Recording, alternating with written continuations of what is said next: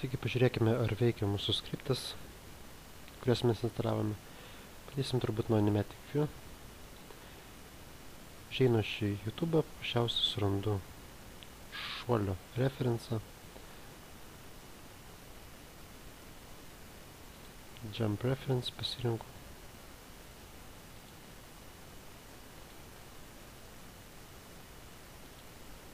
Nu, kažkurį tai šitą. Štai čia prieš YouTube rašau SS, dvi raidytės, spaudžiu Enter ir tiesiog atsisiunčiu šuolio failą video formate. Dabar mums reikės programos konvertuoti tai į sekvenciją nuotraukų.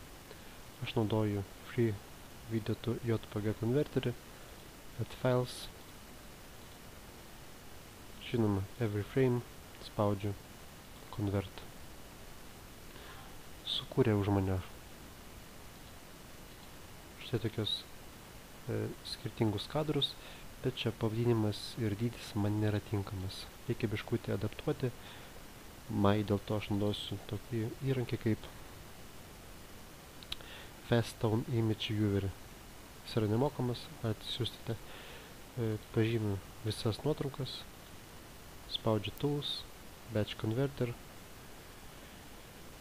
Advanced Options, 50% nuotraukytę padarau ir spaudžiu Rename, ištinu žodį Image, palieku uždedu tašką ir palieku taip kaip yra.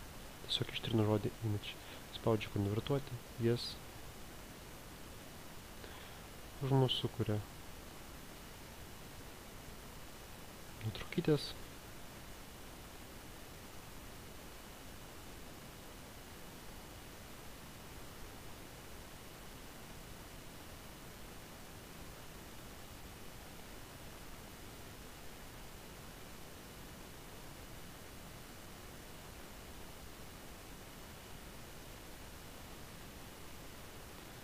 Spaudžiu Done.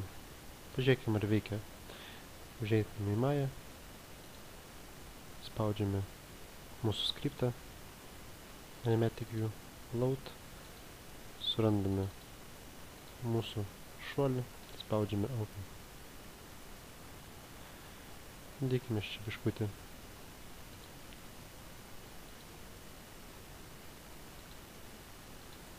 Nu, turbūt mums neleidžia pakeisti rezoliucijos, nieko baisaus. Patikrinkam, ar veikia tiesiog. Matome pasirašymą šuolio ir šuolis. Galime patogiau kadrų padaryti.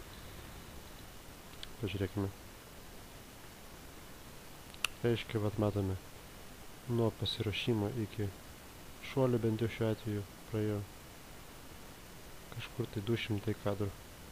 Ir mes, tarkime, jau turinčią personažą, žiūrime, sumodeliuojame, sulankstume būtent tokioj pozoj, žiūrime į kitą kadrą.